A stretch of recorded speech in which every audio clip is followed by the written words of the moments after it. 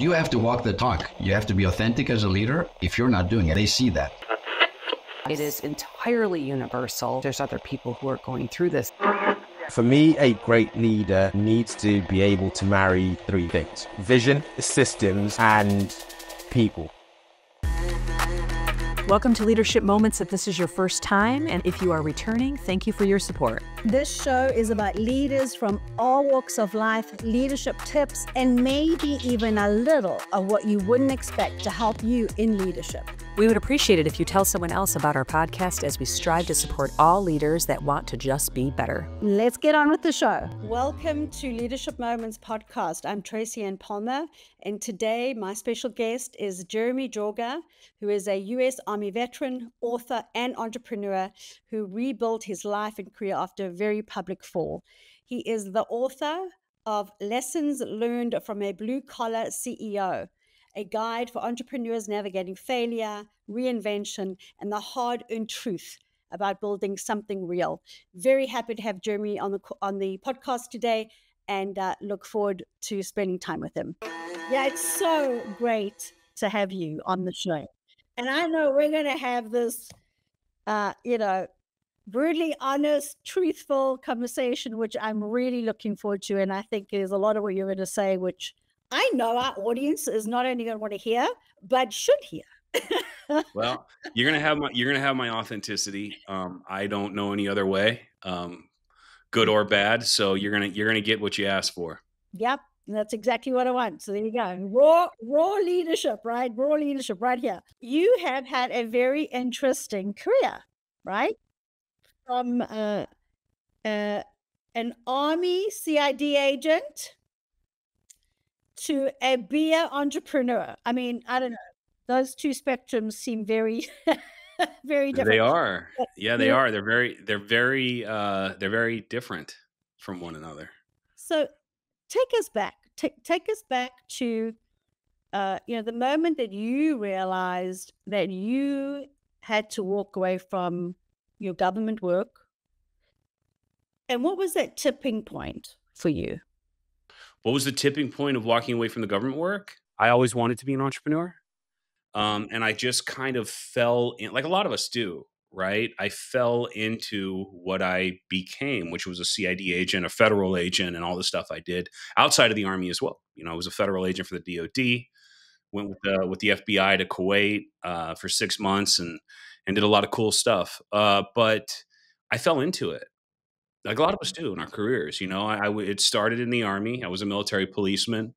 And, but I was, you would fall into two categories as an MP in the Army, whether you're a garrison, our road MP, which are the guys that work in the cars and pull people over, or you're a combat MP, which are the guys that go out and, get deployed and ride around in Humvees. And I was primarily the latter. So I spent a lot of time in woods and in fields and doing all that stuff. But I just took advantage of the opportunities along the way. And before I knew it, one thing led to another. And we can talk about however much or little as you want, but one thing led into another. And I ultimately became a uniformed CID special agent in the Army. So investigating felony level crimes, got out, did the same thing just as a civilian. And again, I ended up in Kuwait with the FBI. I eventually went to Washington, D.C., and became an assistant special agent in charge for the Postal Service Office of Inspector General, managing agents across 5 states in the Mid-Atlantic. And that whole time, I was never fulfilled. I was never doing what I really wanted to do. And again, there's really nothing wrong with that, right? Like I think we all do that, right? I mean, not we all, but most people, you wake up one day and you've got a career, and hopefully you like it. And sometimes they come with golden handcuffs and you're stuck with them, and other times they're not. Sometimes you're fulfilled just by having a job that, allows you to go to Cabo once a year and whatever it is you like to do. And that's fine. But that wasn't the case for me. I did fall into it, but I was not fulfilled and I wasn't happy. And that's always wanted to be an entrepreneur. I knew from a young age, either an entertainer or an entrepreneur, So, so the tipping point is now fast forward. I'm an agent in DC. I'm an assistant special agent in charge. I met my then wife outside of Washington, DC at a dog park. We both had English bulldogs, believe it or not. And me, and as unoriginal as I am, I'm the dumbass who thought I was really witty by naming his English bulldog Winston Churchill. Big shit eating grin on my face. I thought I was so smart, and realized, as I do a lot, that I wasn't that original. And every person, or every other person with a bulldog, tends to name their dog Winston Churchill. But anyway, so me and Winston were walking the dog, met my wife. One thing leads to another. Her folks, she grew up outside of DC, where I met her, and her folks had migrated down to Florida. And so we would come down to Sarasota to visit. And so I had been a home brewer for a long time. Now I'm from Northern California, right? And I don't drink anymore. I quit drinking for my mental and physical health. But I grew up drinking as much what we would call craft beer as domestic beer, right? So like I drank as much like Sierra Nevada, which is a big craft brewery in America out of Chico, California, where I ended up going to college. I drank as much of that growing up as I did, the domestic stuff.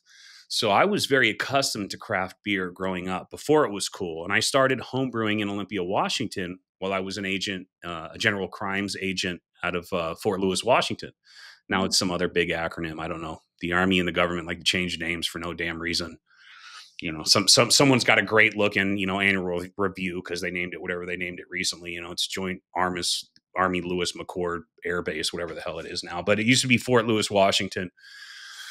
And, that's when I really got into homebrewing, when I was about 23 years old, maybe, and also where I got the name J-Dub on a rugby team there.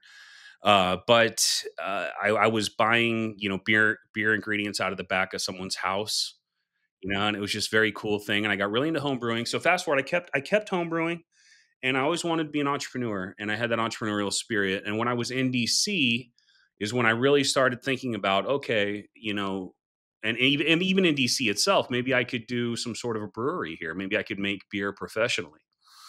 And so, I was doing that. My former father-in-law, who wasn't my father-in-law yet, my ex-wife's dad, on a trip down here to Sarasota, I must have been talking. He knew that I wanted to start a brewery potentially. I'd looked at places, like I said, outside of DC to start this brewery. Wasn't fulfilled in the government. And on a trip down here, he said, Jeremy, you ought to think about, starting your brewery in Florida, in Sarasota. And that's where I'm at now, right, is Sarasota. And so I said, oh, okay, well, I'll take a look. And so, back then I started doing what I knew was called market research, but I started doing the market research for craft breweries in this area in Sarasota. And holy shit, I mean, there was nothing, like nothing. And me with no business background or degree, that supply and demand, and this was, and by the way, the climate for craft beer at the time, this is 2012, craft beer had a real explosion, around the end of 2010 going into 2012. And then 2014, it was taking off and exploding, kind of hit our peak around, I would say 18 or 19. I'd have to go back. That was by the time I was, ultimately I got out in 2021. But so it was coinciding, with this craft beer explosion in America was when I was doing the market research down in Florida. And they actually called Florida a craft beer wasteland back then. And so, but I looked and it was like, oh my, there are two big counties here, Sarasota County, Manatee County, that have no craft breweries. And, that just told me, like I said, wow, if I'm going to do it, and again, on a national level, taking off.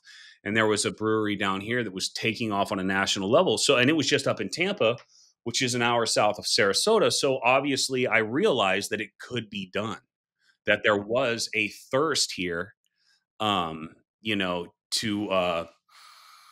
was a thirst, pun intended, for craft beer in this area. So my father-in-law said, you ought to think about starting it down here. I did the market research, and it became a fervor. And that's when I did it. And so in December of 2012, I resigned as a federal agent. and boy, what responses on both ends I received for that, because it's a very good career, very good, very coveted to be a special agent. It's called your pay series is 1811. So if you're a quote unquote federal agent or a special agent, if you have that special agent title in the federal government, you're what's called an 1811. And so that's your pay series. So to become that 1811 pay series, and that's the ATF has, alcohol, tobacco, and firearms, FBI, Department of Defense, all of the federal agencies, that 1811 pay series means you are a federal agent. You're a special agent for the United States. So if you're an 1811, that is extremely coveted, extremely hard to get, and you have a top secret clearance. So I had one of the highest levels of clearances that you can have, in America. So, and that in and of itself is a very hard thing to obtain. And I'm not just talking about the clearance, but, people are sent to your homes growing up, into your neighborhood, trying to find out anything they can about you from the government to make sure that you're someone that should be entrusted with, the level of responsibility that federal agents are, and so, lot of room to really screw something up badly, if the wrong person's doing it. So they really make sure that, that the right people, have those gold badges in America, at least, and again, things slip through I mean, bad actors are a reality wherever you go, but, by and large, you have to be a pretty damn high caliber individual across many metrics to be able to be a special agent. A lot of the agents, especially the ones that came up through the military, usually come from pretty modest backgrounds, and I did, and he did. And so, but others were very, the guy that who was my supervisor at the time, he was very envious. And he was like, "Man, that is so cool." He's like, and he meant it. And he's like, dude, and he was the same thing. He's like, "I'd love to be an entrepreneur. I'd love to have my own business. I just don't know what it is I want to do." So the tipping point was to me when after my father-in-law sort of gave me the blessing and encouraged me to look into Sarasota. And I made sure on that front I felt like I was in a place, my ex-wife had a career, and I knew that if we went down to Sarasota, I don't want to sound as badass as I'd like to as an entrepreneur, because it's about throwing caution to the wind and and taking risk by the you know by the horns and going for it. And I did. I gave up my top secret clearance, which was a huge deal, but I knew that I wouldn't be on the streets, and so I don't want to, I gotta call myself out. I knew that, my ex-wife was a nurse. My former father-in-law, they had a nice house down here, and I knew if worse came to worse, I could sleep on their couch, and me and my ex-wife, well, we actually did. When we moved down, we stayed in their home for 6 months, 9 months, maybe. Stayed with them while I got the business started. The tipping point was after doing the market research, knowing that I would be okay if it didn't work out. Not mentally, I found that out after, but I thought again, it was a calculated risk. I don't want to make it sound like more than it was. It was a calculated risk. I did give up a lot. It was a big risk, but it was measured for sure. And so after doing the market research, after having his blessing, I made the decision. That was the tipping point. And so December 12th, I want to say I turned in my badge and credentials. January 3rd, 2013, I moved down to Florida. She had already come down. We didn't have our kids yet. And I drove down in a U-Haul, with my truck and hauling a U-Haul with everything I had left from DC behind it. And January 3rd, 2013, I got to Sarasota. And February of 2014 is when I got J-Dub's Brewing Company opened. So it took me about a year. Now, I'm going to pivot on you a little bit. Okay. So, you had a very successful career, very prestigious role. You want to be an entrepreneur, you make it happen, right? And you're a very successful one. And J-Dub's Brewing is very successful. Okay. So here comes I'm going to throw the gauntlet down. you were very, you know, you've been incredibly open about your public fall during the pandemic with J Dubs Brewing.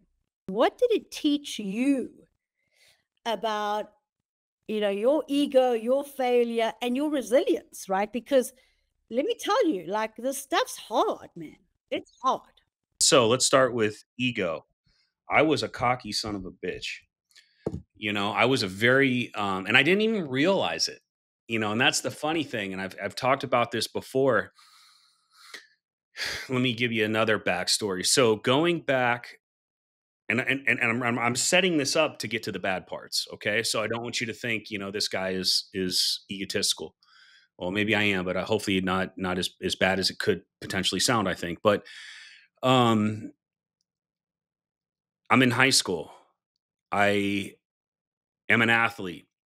I'm the captain of the best football team ever at my high school. We're literally called the best ever, which is a powerhouse in California. We won state at the Oakland Coliseum, where the Oakland Raiders played at the time. I was a captain of that team. I was one of the best on that team that was called the best ever. So it wasn't quite Friday Night Lights, if you have ever seen that movie, but it wasn't quite that, but it wasn't all that far from it. Okay. So I grew up as this athlete jock. I was very good on a great team. And so I had a bunch of, I was first team Northern California. You know, I was, you know, all this stuff. So this is what I came from. My team won state. Okay. So now I'm 18 years old. So that's me from 16 to 18, right? 16 years old boy to 18 years old, still a boy. I go to college for a few years. I end up joining the military. In the military, in the Army, I start competing um, uh, for different awards, and I win them. And before I know it, you know, I'm the non-commissioned officer of the battalion, of the brigade, you know, of the company. I was runner up for Europe. Now I win Europe. I go to compete to be the best, you know, the non-commissioned officer of the Army. So I wasn't very far from being that. Now I'm also something called a Sergeant Morales and Audie Murphy member, which means I'm recognized by the Department of the Army as one of the best NCOs to ever serve in the Army. I'm not saying I am, but what I will say is that on paper, and it's a very prestigious thing.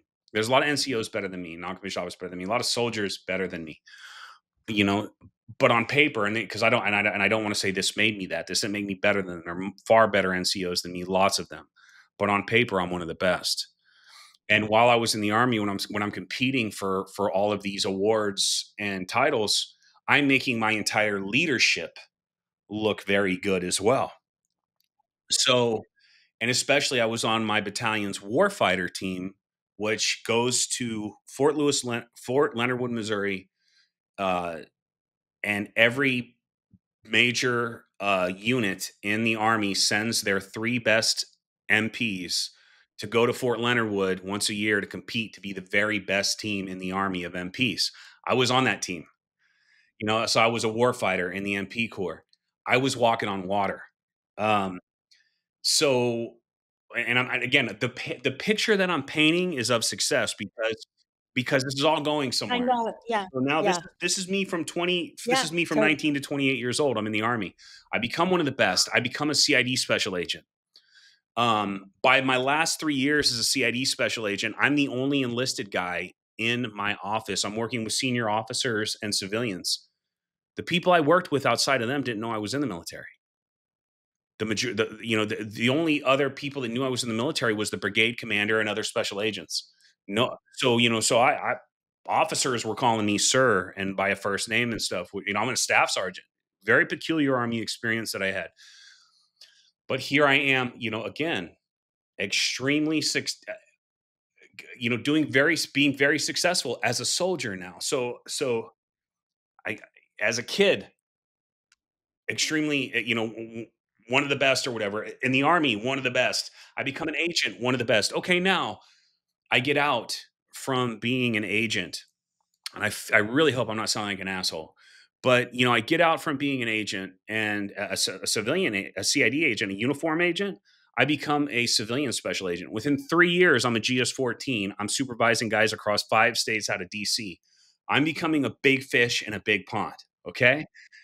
This is all I know, right? This is just what's happening in my existence and my output, okay? And so you can imagine what that's like. Now I go and I leave and I start this brewery. I basically said, fuck it. I'm going to go leave this career that I've had, this thing that guys will work there. When I was a GS-14, people retire as GS-14s. Like I had reached retirement level in 3 years as a civilian. So, here I say, okay, fuck it. I'm done. Let's go start a brewery. And so I go and I start this brewery. What happens? Well, it becomes extremely successful. Next thing you know, I'm HGTV. HGTV is doing a show on me. I'm in so much damn media, I can't even keep up with it. We're the fastest growing in the state of Florida. I am, J-Dub's Brewing Company. We go into Kroger in Georgia. You know, this started with a dream and a notepad. I have no business background. So this is my experience after the feds. And this is my reality until the time I'm almost 40 years old. Nothing but one massive massive or major success. And you could compare, you could throw it out there. The shit I was doing was incredible, right? So when I got to J-Dubs and I'm this entrepreneur and I'm 36, 37 when I started, and we're taking off and we're wildly successful. Boy, my ego was so damn big. And I was never a jerk. Okay. I probably was a jerk, but I was never a bully. I was never better than. I was just so incredibly confident, probably to the sake of cockiness in my own abilities. And I realized that looking back. So that's what it did to my ego. It was an ego built on one success after another my entire life. Okay, and so that's what it did to my ego. I had a big, huge, massive ego, and I was always a nice guy. I always took care of people. I always cared about other people, but I was egotistical, and I have to own that, and I do own that now. I was really egotistical. So failure. Let's talk about failure. So as I'm sure your audience, I'm sure most, if not all of your audience knows this, in business, you can be growing and be wildly successful, but still not be profitable. So we were not profitable for our first several years in business, although we were growing like crazy. All my money was going back into raw materials. All my money was going into growth to fuel these year over year triple digit growth that I was having with the brewery. And so we were not profitable until just before COVID. We just started to get profitable. Things just started to get financially good. And I had risked and I had bet on growth. So what happens in COVID? Well, the world gets shut down. So all of my revenue, I have 3 revenue streams in a brewery: tap room, which is my bar essentially. I have bars and restaurants, which goes into kegs, primarily, or draft. They call it, what do you have on draft? Draft sales. And then my package sales, which are cans. Okay. So COVID happens and my tap room shut down immediately. That's my best margins, because I'm making the stuff in house. So my revenue, my margins probably were around 70% in house. And I know there's probably people sitting back going, let's start a brewery. Well, have fun with that. Don't call me because I don't want anything to do with it. I've been there, done it. I've lost a lot of weight. I'm much happier now. But okay, so there's 70%, so that's gone. Biggest margins are gone. Not my biggest revenue generator. My biggest revenue generator is my third highest margins, my least profitable, which is cans and our package. But I'll get to that. Bars and restaurants are closed. No more kegs going out the door. Now I rent my kegs, so I'm still, now all this stuff, mind you, I'm still paying bills on. I'm still paying for all these employees that I have monthly. The costs are staying the same, but the revenue starts trickling in from what it once had been, and this happened for 7.5 months. So my 3 revenue streams: my tap room's closed, highest margins. My second highest revenue generator is draft beer, and highest margins gone. So now I'm relying just on my package sales, which is cans. Well, you would think because of COVID, drinking's up, right? Well, I'm making more money. It's the opposite. Because people were drinking so much more, the domestic brands were the ones that were being put on the truck. Craft beer is only 5% sales. People don't you wouldn't know that. Craft beer is about 5% of beer sales. And I fall into that. We're talking like Sierra Nevada, we're talking about Dogfish Head, we're talking about Sam Adams. I don't know if Sam Adams is still considered craft. That goes kind of back and forth. But anyways, all of those fall in the 5%. So I'm a minuscule fraction of 5%. You think I would be up? I'm not. We're getting squeezed out of the distributors' trucks because, and no fault to them, but we're getting letters from them. Hey, we can't get your beer on the truck because we've got so much demand for our big brands that we have to service, and so that's that. So I'm down, and the one stream that I have left out of my 3 revenue streams were down, and that was, at first we filed Chapter 11. My CFO was a savvy CFO, seasoned guy, but it was almost strategic, and Chapter 11s are strategic a lot more than people realize it. But it was almost it was as much strategic when we filed, because we filed early in COVID. It was as much strategic as it was necessary, and then it became necessary, and it became an absolute. And so when my business filed Chapter 11, now I want to tell you about my failure. My failure also entailed a marriage that had failed. I'm going through a divorce. At the same time I'm going through my divorce is when J-Dubs files Chapter 11. When J-Dubs filed Chapter 11, it's on the front page of the Sarasota Herald Tribune. A picture of my brewery, J-Dub, Sarasota's beloved or most beloved brewery, something to this extent, files Chapter 11. And here I am sitting in my downtown luxury apartment, going through a divorce that was contentious. So that had failed. And I am now, now we talk about my ego and my confidence. I had thumbed my nose at the haters. I thought it didn't stink. And like I said, I didn't know any other way, but here I was failing publicly. And I had been a bit of Sarasota's a lot smaller town than people realize. It's grown a lot since COVID. A lot of people moved down to Florida and here, but it's still a small town. And I'll tell you, I had been a hometown hero and a local epitome of success for the greater part of a decade.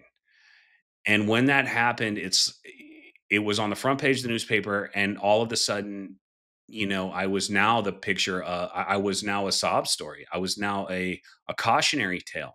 I was a sad case, and my marriage has fallen apart at the same time. So I got to deal with those things at the same time, and then a personal bankruptcy came right behind it. As I'm dealing with the bills from the professional bankruptcy and the divorce. So I lost everything. And on the front page of the newspaper. So that was my failure. And so the reason why I spent some time talking about my successes and the buildup, I was thrown into the fire. I had nothing to prepare me psychologically for failure on any level, and it just destroyed me. It turned me absolutely upside down. I mean, completely upside down. My identity was, and this is something, and a plug and a segue to talking about the book. I talk about all this in the book, but one of the things that I try to impart on entrepreneurs, and business shit was written for the sake of other entrepreneurs and for encouragement and some cautionary tales, but is I try to emphasize to entrepreneurs and young entrepreneurs in particular that you are not your brand. You are not your business.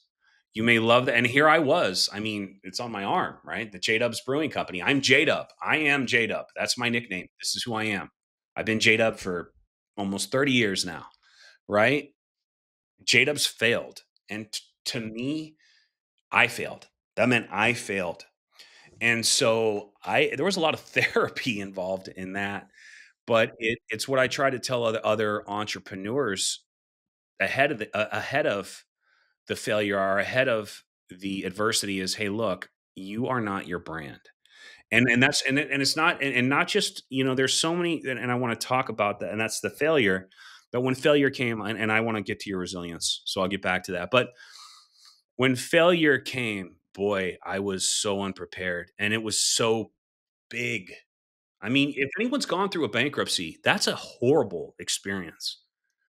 It is a horrible experience to go through a bankruptcy. Mine was on the front page of the newspaper.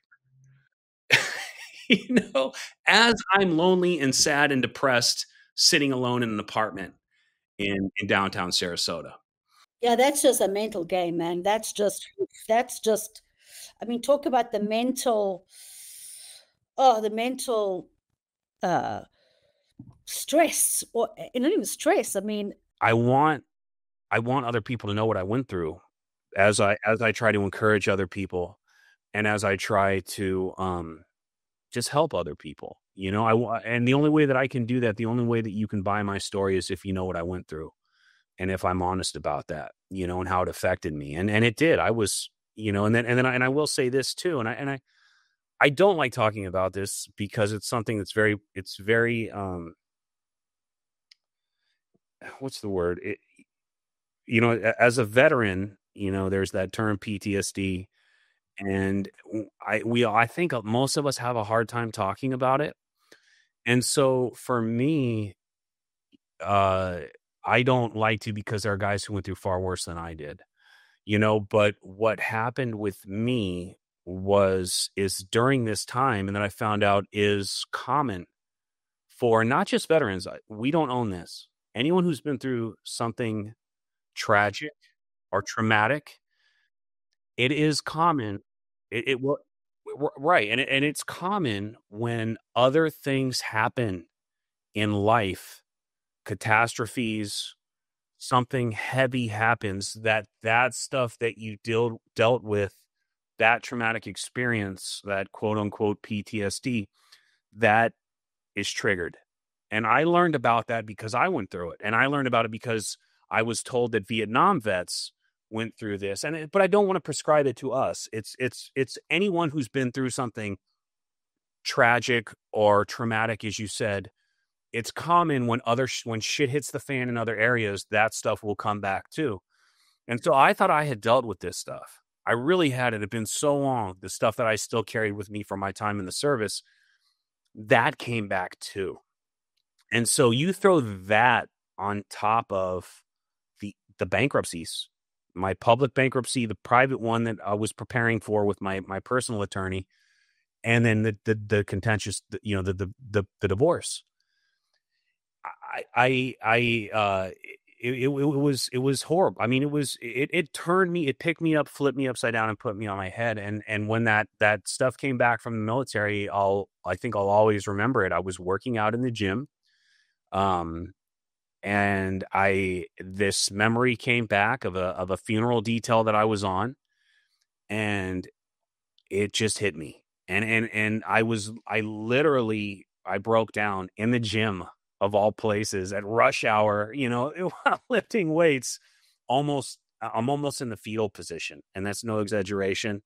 I called it up another veteran, and he got me out of there, and we took care of it. But so that happened too, so that was my failure. Failure was all up in my face, and completely unprepared to you can't understate that enough or overstate that enough. I was so unprepared for any sort of significant failure, and this was massive. So, and how did that affect me? Boy, we could talk about that, but I want to get into the resilience.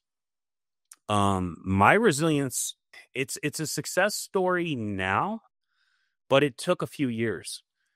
So what happened I lost all of my assets. I had gone from making millions of dollars to living off my disability from the Army, and you talk about, I mean, just psychologically, I had 3 homes when I went into this bankruptcy. And when I'm sitting there in my bankruptcy, and I'm watching the banks, creditors, and they're all sitting there picking apart what's remaining of your assets like vultures, while you're in the same room with absolutely no care or concern for how it's affecting you when you're watching this. I mean, I lost a house, talking about that house in Olympia, Washington, I had hung on to for almost 20 years. Come hell or high water. I had managed that house at times on my own, overseeing tenants. I had sucked it up and paid the mortgage when there were no tenants in there. I had paid for the expense. That was part of my retirement, but all of my assets gone. And I watched people going through it like vultures. And that was horrible. So, and then what am I going to do? So I'm in the midst of this bankruptcy. I see the writing, and I'm still able to, it's a chapter 11, which is not a chapter 13. There's two different types of bankruptcies. And again, I know you know this, but I just want to make sure that I'm not presumptuous here with anyone who else that might hear this. Chapter 13 is not the one we did. Chapter 13 is we close shop, we're done. Business is insolvent. We are going out of business. Everything must go. That's a chapter 13. That's not what we did. We did what's called a reorganization, which is a chapter 11, which is a federal effort or measure to not reshuffle, but you can basically, you consolidate your expenses, you work out terms with your creditors, and you stay in business and keep going. And so that's the kind of chapter 11 that we did. So while this is going on, the brewery is still bringing in money, and then we opened back up and moved to Orlando, and there was things that went on there, but I was still able to pay myself a decent income for a little while. And, but the writing was on the wall. This is going away. And I eventually sold my shares to my company, which was, I don't know if you want to say orchestrated, but I was certainly say I was nudged in that direction by some of the creditors, very powerful creditors in the bankruptcy, who had a bit of a personal vendetta against me. And so I sold my shares. All of my shares that I sold went to the courts. It was gone.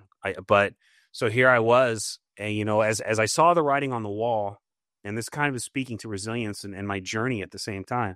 As I saw the writing on the wall, as I'm in that apartment in downtown Sarasota, and I'm going through the bankruptcy and the divorce, and I'm losing everything, and I'm still being able to pay my bills at the time, even knowing that it would end. I said, I had to figure out what I was going to do with the rest of my life.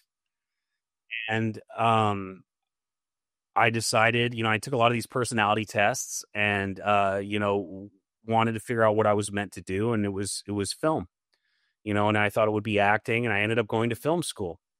But when I went to film school, now, just talk about going back to this failure piece and how it affected me. When I went to film school, I had sold everything that I had remaining, and it was all gone. All of my money was gone. And I ended up moving into a spare bedroom in a guy's house who I had never met in Nashville, Tennessee, to go to film school. And my kids are back here with my now divorced wife. I didn't have a pot to piss in, and I cried. I moved there. I remember sitting in this room thinking, I was 40, 41 years old, thinking, wow, this is, and here I was. And I think the image, and I can almost remember the image of, me in one of those magazine covers and thinking, this is me. I'm J-Dub, and that's what I was. And this is where I am. And you just talk about, it was profound. The whole experience was profound. And so I went to film school. And I would say when I went to film school, I completely sort of, I dare say, reinvented myself. But, I was going to pursue something new now. And, I spent a few years trying. And so I graduated film school. I film a film production company. I come back to Sarasota. I'm doing corporate work. But I really, commercials, and ended up doing a lot of dental commercials. And that's kind of how I fell into what I want to say fell into, but that's what pointed me into digital marketing and working with dentists, like I am now with Lux Media. But, I didn't want anything to do with the spotlight. I was gun shy. I didn't want to go back into the public realm. And when I went to film school, I changed my phone number. I got a new phone number. I didn't want the same people. I didn't talk to anyone unless they were very closely, involved with my children, like teachers or friends whose children played with them. I didn't talk to anyone. I went away, and I needed that time to just be alone, and outside of coming home once a month to see the kids, and spend time with them, I didn't associate with anyone from my past. I needed to just completely be removed from J-Dubs, from J-Dub Brewing Company, from Sarasota, because of the memories that I had in Sarasota. And, when I had come back and I tried to I don't want to say a regular guy because it sounds demeaning, but I kind of hid for a little while from doing anything public, and it's because I kind of tried to turn my back on who I was, and not in a bad way, but just because I didn't want to go out and risk. I was a lot of shell shock. So as far as the resilience though, but again, I started working again. I have a talent agency. I am an actor, although I'm not taking auditions now because of Lux Media and the books, the business shit that I wrote. So I'm getting back into who I am as the entrepreneur. And I've done other things as well. We started a non-alcoholic brand for a short amount of time after J-Dubs, but, and I've had several other different business ventures to whatever level, but nothing like J-Dubs had been. And so I'm just sort of in the last year coming back around to, okay, this is who I am. I am J-Dub. I am this guy who's done all this stuff. I am going to get back out there into the public, whatever, and do my thing. But, so lots of lessons learned. And I think the resilience aspect, ironically enough, is via the failure, and it was the lessons learned in that failure. And I will go ahead and, disclose that my next book is about failure, and because of there's just far more opportunity and area for growth in failure than there ever could be in success. And I've witnessed the extreme of both. Now, there have been a lot of people more successful than me, entertainers, movie stars, the whole nine, as far as monetary. But, I've had the extreme successes in my own way, and I've had the extreme failures. And it was the failure. And it was in that failure, that most extreme failure, that I learned the most about myself, about myself, about life, and that wisdom. We were joking about wisdom before the show, but that's where any sort of, I think, wisdom that I have came via that failure and the lessons learned in the failure, So yeah, I think that speaks to the quote unquote resilience. And I really am only resilient because I had no other choice, and part of my story is again, I developed a bad drinking problem, and that was sort of my coping mechanism for a while in COVID. But the one thing that I am proud of, that there's only one thing that I'm proud of in going through all this failure in that time in my life, is that I always showed up for my kids. Come hell, no matter what, I showed up for the kids, and so they never saw me drunk. They never saw me so depressed that I couldn't get out of bed, which was a lot of days. They never saw me, and the thoughts that were going through my mind, the most horrible thoughts as to what to do with myself. They never saw that. Dad showed up, and that's the only thing I'm proud of in that time of my life. But so I was resilient because I decided that I wasn't going to leave this earth without being a father to my kids and seeing them grow up and them having me as their influence of what a man should be and what a male role model, if you will, should be, if I can say that. And so they were my why. My kids were my why. So yeah, that's they pulled me through it. My children pulled me through it. And yeah, fast forward through a lot more stories we could talk about, and here I am. So for anyone that's listening, if this isn't raw and real, then I don't know what is. Okay. And Jeremy, I really appreciate that, because You're not the first person, and you're not going to be the last person, right? That's going to, go through life dealing with this kind of situation. Meaning that, you could be at the top of your game, and one day you can fall off the perch, right? And what you do when you fall off the perch matters, right? And I know one of the things you've done is you've written this book, which is, as you showed everyone the title, it's not your average business book title, but that was kind of the point. The point is that you speak directly to, in the book, to blue collar entrepreneurs, and you really are trying to help. Since you've now been through it, you're trying to help others, because this is traumatic stuff. When something like this happens to you in your life, especially if you've been a very successful person all your life, there's decisions, there's things that run through your mind that are probably not always good, right? I mean, we've got a lot of mental health, in the world in general. But I love what you said. You stayed true to being a dad. You stayed true to being a father. You got back out there. It's taken time, but you got help and you've worked through that. And I really respect you for that. I was talking to someone just last night, and she's going through some stuff, and for me, having gone through what I've gone through in my life, and you can see people going through things, and it's you want to. What I said to her and what I try to say to people in the book and whenever it's relevant is, don't get lost in the moment. The moment is going to pass. What you're going through is going to pass. No matter what it is, this day will end. This time will end. This is a point in time. Do not be a slave to this moment in time.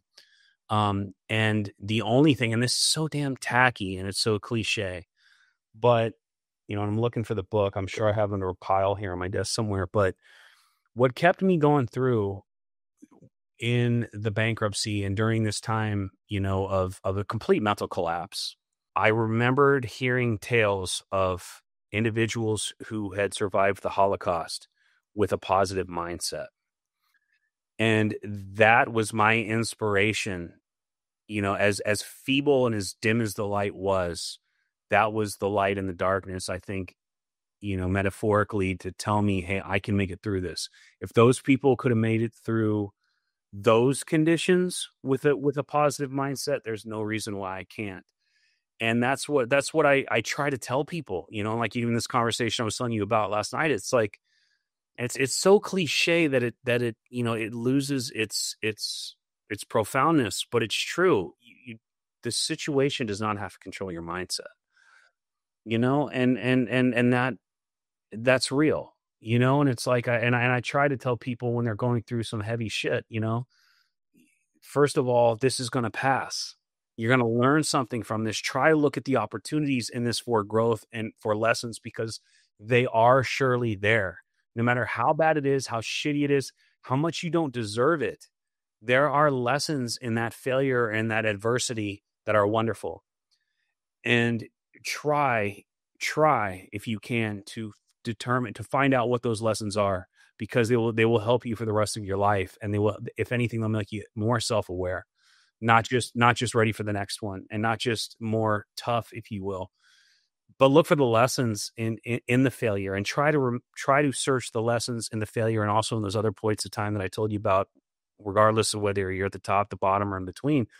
But try to step back from it and try to look at the lessons that there are in failure.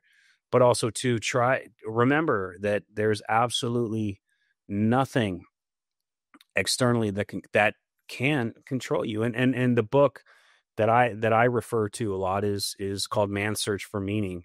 Viktor Frankl wrote Man's Search for Meaning, and he was a Holocaust survivor. And he went to Auschwitz, and he survived the whole thing. And he wrote a book about it, and he actually encouraged other, this is fascinating stuff when we talk about our mentality and how we respond to things. In these death camps in Nazi Germany, the death rate was higher just before Christmas. And it wasn't because of the work conditions. And he talks in the book, it was because he believed that the prisoners had told themselves, by next Christmas, I'll be home. And when that didn't happen, it devastated them so much. They were literally dying of broken hearts. That's how real it is. You know, I think, you think about these funny, like, Water Boy, and Adam Sandler saying mama said he cried because, whatever, he had a broken heart, but it's real, and it's like your mentality can fucking kill you.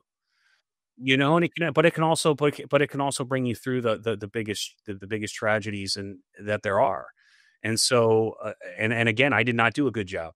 I lost my shit. I completely was turned upside down, but there's nothing, looking back at it now and moving forward, and we talk about resiliency, there's nothing that can stop me on this planet. Nothing. If I quit or I give up or I surrender, it's because I chose to. It's not because anything defeated me. There's nothing that can defeat me after what I went through, and so if, when the shit does hit the fan again, and it will in my life, I've got a lot of life to live, but I hope that I can remember the things that I'm saying right now. It will be a point in time. Things will get better, and that I can control the way that I internalize things and the way that I think about them, and the happiness that I have. Yeah, I love that. And on that note, I'm going to do a quick fire round chat so we can end it. But I really want our audience. This is a very, very important session for our audience, because things do happen in our lives. And as I said, you can be on top of that peak and have never had experienced it.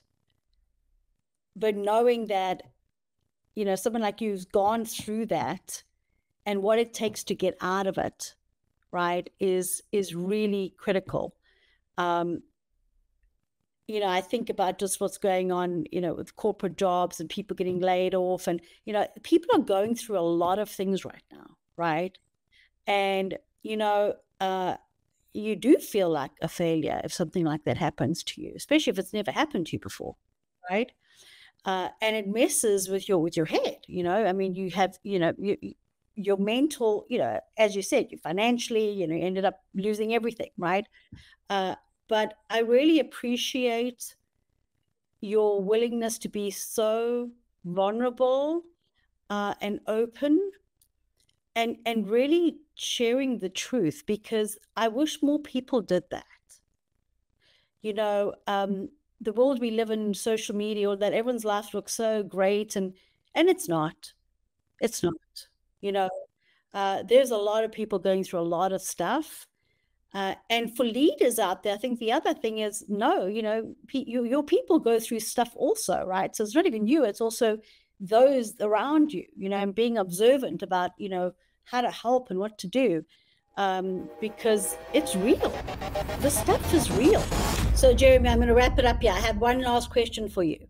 What song would play every time you walked into a room if it was your choice? If I Can Dream. If I Can Dream by Elvis is my favorite song. It's my favorite song of all time. I think it's one of the most beautifully written songs. There must be lights shining brighter somewhere. Got to be birds flying higher, and a sky so blue. I mean, that song is about equality. That song is about hope. I would say If I Can Dream by Elvis Presley, when he did it at the 68 comeback special, with the big red Elvis behind him, in lights. I think that would probably be my song. Well, it's been great to have you. And to those out there in the audience, please, we want to bring on people that you want to hear from. So let us know, give us the feedback, and make sure that you're subscribing to leadershipmomentspodcast.com. We're out.